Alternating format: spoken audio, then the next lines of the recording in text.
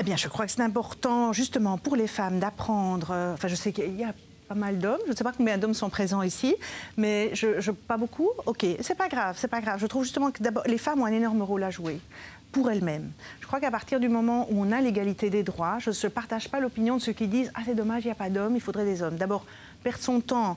Le temps est quelque chose de rare. L'énergie qu'on consacre à venir à un événement comme ça, c'est pas pour passer du temps à regretter que ceux qui ne sont pas là sont pas là. Parce que ça, c'est leur donner une trop grande importance. Donc, ceux qui sont là sont là. Et je trouve que Jump, justement, peut donner aux femmes cette confiance. Et dans le livre dont je vais parler tout à l'heure, on voit que les enclaves sont, ils appellent ça les women's enclaves, les endroits où les femmes sont majoritaires. On voit aussi que les endroits où les femmes sont majoritaires, qui décident à la majorité, avec des hommes en minorité, sont les endroits où les préoccupations des femmes et des hommes s'harmonient, enfin, sont le mieux mélangées. Quand les femmes sont en minorité dans un groupe qui décide à la majorité, c'est uniquement les préoccupations masculines qui l'emportent.